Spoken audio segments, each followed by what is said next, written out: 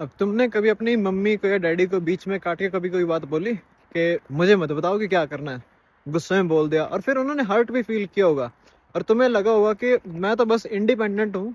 अब ये सोच के देखो कि क्या वो इंडिपेंडेंस थी या वो डिसरिस्पेक्ट थी।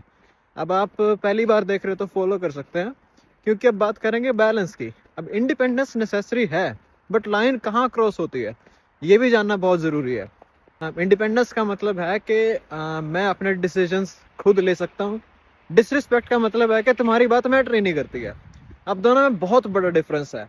अब इंडिपेंडेंस क्या होती है कि मम्मी या डैडी, मैं समझता हूँ तुम्हारा कंसर्न क्या है, बट मैं ये डिसीजन ले रहा हूँ क्योंकि मैं इस डिसीजन में बिलीव करता हूँ। और डिसरिस्पेक्ट क्या है कि मुझे फर्क नहीं पड़ता तुम क्या सोचते हो, मैं तो करूंगा ही करूंगा जो मुझे करना है। Notice the difference there. अब इंडिपेंडेंस में रिस्पेक्ट है, कम्युनिकेशन है, एक्नॉलेजमेंट है। अब डिसरिस्पेक्ट में डिसमिसल है। तुम्हारे पेरेंट्स गलत हो सकते हैं, उनकी एडवाइस थोड़ी सी आउटडेटेड हो सकती है जनरेशनल गैप करके, बट वो डिजर्व करते हैं सुनाया जाना, रिस्पेक्टफुली डिसएग्री किया जाए। ये वीकनेस नहीं है, ये मेच्योरिटी है। अब मैं इंडिपेंडेंट हूँ, इसको एक्सक्यूज मत बनाओ रूडनेस का। तुम्हारे पेरेंट्स से बाउंड्रीज सेट कर सकते हो तुम विद रिस्पेक्ट।